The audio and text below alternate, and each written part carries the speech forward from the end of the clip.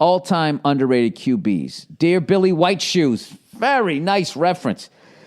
Billy White Shoes Johnson of the Houston Oilers and the Atlanta Falcons. All right. My friends tear me apart for being a huge Vinny Testaverde fan.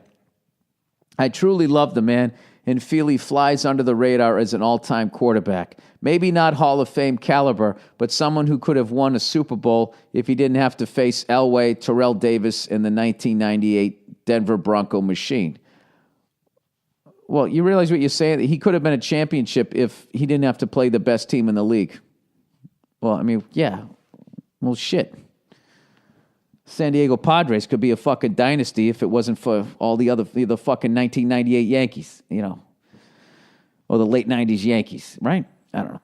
Anyways, he played 22 seasons, and in his final season with the Carolina Panthers, he won his first game after only being on the team for 3 fucking days at the age of 43. He was definitely a badass.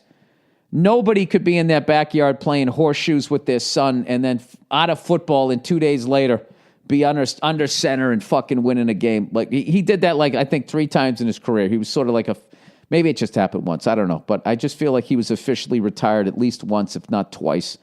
And he was in the backyard eating a fucking burger, having a Coors Light, and all of a sudden, hey, Benny, this is the fucking whatever, Seattle Seahawks calling. Or Tampa. But where did he play? Tampa, the Jets, Carolina. That's a great one. Cleveland. Didn't he play with Cleveland? Or was that Bernie Kosar? I get confused. My older age. Let's look up old Vinny Testaverde. Vinny, have the fucking veal. All right, you guys want to hear a great fucking LA story? I went out to an Italian restaurant the other day, right? And we're sitting up front near the bar, and it was too loud. And one of the guys I was eating with goes, this is too fucking loud. Let's try to get a table in the back. So they end up hooking us up with the table in the back. And as I'm going to walk, to the back, one of the guys there up the bar, he goes, yeah, go in the back. You can barely hear yourself think. And just the way he said it. I can't remember what he said, but he said something along those lines. Super Italian guy. And the way he said it and the fact that I was moving as I went past him, I felt like I was in that tracking scene in Goodfellas when they were showing all those characters, get the papers. Hey, guy, I took care of that thing, right? It gave me like a shock the way he said it. So I said to one of the guys I was having dinner with, I said, hey, man, I go, Jesus Christ, that guy just made me feel like I was in Goodfellas. Classic L.A. story. And why it's so amazing to live out here. He goes, do you know who that is? And I said, no. He goes, that's the guy who played Johnny Roast Beef. And then I fucking looked at him again. I was like, oh, my God. It's Johnny Roast Beef. One of the greatest pieces of fucking acting I've ever seen is when he's trying to explain away that pink Cadillac, and he starts to stop, and then he starts to talk, and then he stops. And I talked to him about it for a second, and he just laughed. He said, when a man as scary as Jimmy the Gent is yelling at you, he goes, you don't say a fucking word. Remember that? No, it's in my grandmother's name. What's the matter with me? You're going to get us all fucking pinched, that's why. What's the matter with you? Take it back. Get the fuck, that look on his fucking face. And he goes, and he just keeps going, I'm sorry. I'm sorry. What did I tell you? What did I tell you? I fucking love that scene. So, anyways, Vinny Testaverde. Here we go. Vinny fucking Testaverde over here. Here we go. Vinny Testaverde. Let's see. Here's him with the Panthers. He's 52 years old. I swear to God, I bet he's still in shape. And if you called him up right now, he'd give you a decent outing. What the fuck?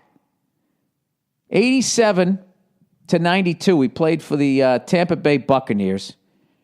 93 to 95, he played for the Cleveland Browns. 96, 97, the Baltimore Ravens. 98 to 2003, the New York Jets, which is how I remember him as a Jet. 2004, the Dallas Cowboys. 2005, he goes back to the Jets. 2006, he played for my Patriots. I don't even remember that. 2007, he played for the Panthers. 20-year fucking career, 21 seasons. Wow. 2-time Pro Bowler, 96, 98. Heisman Trophy, 86. Davey O'Brien, Sammy Baugh Trophy, Sportsman of the Year, 86. Well, let's see. TDs versus interceptions. This is what fucked him over, though. 275 touchdowns, 267 interceptions. Wasn't somebody rap like that? Incomplete like Testaverde? But he didn't say intercepted. But he threw for 46,233 yards. Back in the day, for the most part, when they could cover receivers. Before Jim Irsay changed all the fucking rules because he couldn't beat the Patriots. But that's okay. I know. The ball was underinflated. Let's kick him out of football. Passer rating 75.0. All right. Well, yeah, okay. Those are great you played 20 seasons. But he did throw a lot of picks. So anyways, where he's the oldest quarterback to ever start and win a pro football game. Older than George Blanda? Would have thought George Blanda, maybe he was just kicking at that point. Everybody always reverts back to his days in Tampa and Cleveland. But I'd argue that those Tampa years were some of the worst pro squads ever to trot onto a football field. Yeah, absolutely. You can't blame somebody for that. It's like Joey Harrington.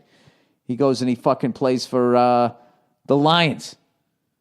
Right out of the gate, there's no way he was as bad as he looked. Those Lion teams were fucking horrible. I'm not saying that the guy would have played in the league or whatever, but, for the longest time, if you got drafted by the Lions or the Browns as a quarterback, that was a fucking death sentence, which is another brilliant move that John Elway made, because when he got drafted by the Baltimore Colts, he's like, I'm not fucking going there getting the shit kicked out of me, and I'll be out of football. I mean, that almost happened to Troy Aikman. Troy Aikman, when he got drafted by the fucking Cowboys, so got the living shit kicked out of him his first few years. If that continued, I mean, that guy, he would have been out of football. But fortunately, the Herschel Walker trade went down with Jimmy Johnson. How about them Cowboys, right? And they got that fucking, all those 300-pounders in front of them. I don't know. Anyways, let's plow ahead here. He said, as a Patriots fan, I'd like your thoughts on him. Are my friends right saying he was just an average quarterback at best? No fucking way. No way. No way. He was you don't play for 20 fucking years, okay? He was way above average, I think. I think he was I wouldn't say he's one of the greats, but he was definitely he was a really good quarterback. He wasn't like what is he? If he was an average QB at best, you don't play for 20 years being average.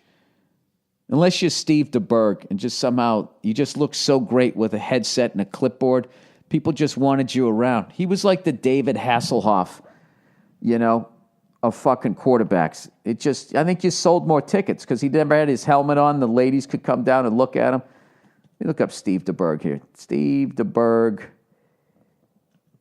All right. Oh, yeah. The David Hasselhoff. He looked like, whenever they had those coming-of-age movies and you got the nerd who wants to date the fucking cheerleader, but she's dating the guy who's just a complete fucking dick. He had those level good looks. Dude, I'm telling you right now, look this guy up. That's fucking hilarious. He looks like he's on Baywatch. Played number 17. This. You know what? This is actually morphed into the greatest NFL's greatest journeyman. I'm going to look this up. Greatest.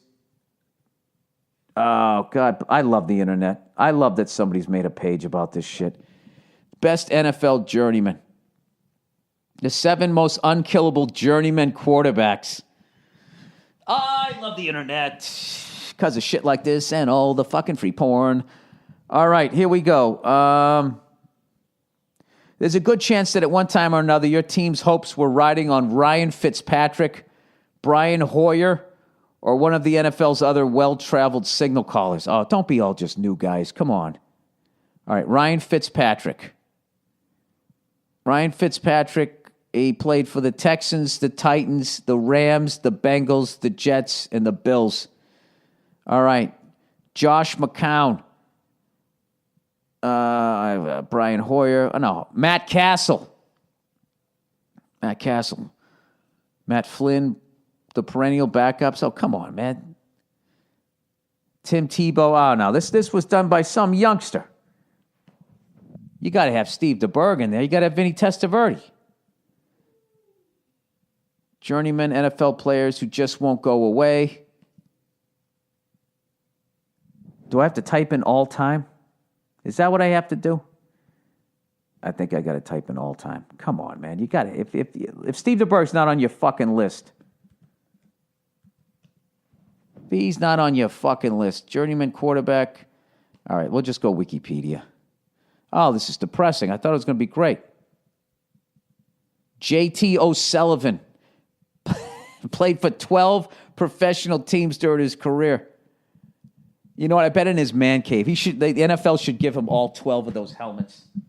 All 12 of those fucking helmets. Why am I all wrapped up in the fucking cord here? What's going on? All right, here we go. This is what happens when you fucking lay down on a couch. And there's wires. J.T. O'Sullivan, he played on no less than 11 NFL teams. Oh, professionals. Okay, so, and then he also played for the Saskatchewan Roughriders and the Frankfurt Galaxy. Chris Chandler holds the record for starting a game for the highest number of different NFL teams with 8. Oh, so he started. Okay. There's no accepted definition or threshold at which a person is regarded as a journeyman quarterback. The term is descriptive rather than definitive. David Craig enjoyed 11 stable careers with the Seahawks before leaving. Let's see. Mark Ripien. Notable examples. Here we go. Trent Dilfer, Brad Johnson, Rich Gannon. Where the fuck is Steve DeBerg? Notable journeyman quarterbacks. All right, come on. All right, I'm just going to look up Steve DeBerg. I'm sorry, guys. This whole podcast, you're just listening to me surf the fucking internet now. Do people still say surf the internet? Or is that from the 90s? I'm old. All right, he's 62 years old. He played for the San Francisco 49ers from 1977 to 1980, the Broncos from 81 to 83, the Buccaneers from 84 to 87, the Chiefs from 88 to 91, back to the Buccaneers 92-93, the Miami Dolphins 1993. He was out of fucking football in 94. He was out of football in 95, out of football 96, out of football 97, and then what the fuck, 1998. He's back with the Dirty Birds, the Atlanta Falcons, who upset the 15-1 Minnesota Vikings, right?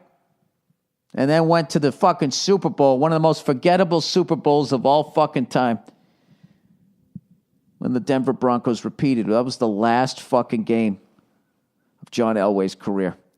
All right. TDs to interceptions. He had 196 touchdowns versus 204 interceptions. He threw for 34,241 yards and has a higher QB rating than Vinny Testaverde at 74.2, right? Or was he 75? I don't fucking remember. Stephen Leroy DeBerg. There you go. That's my vote. You know what's funny? Like, I bet he doesn't have a lot of problems walking or anything like that because he has low miles on that odometer as far as like actually playing in the. I'm not trying to insult the guy here. I'm just saying, like, if he was a car, be like, are those all original miles? It'd be like, yeah, he sat in a garage.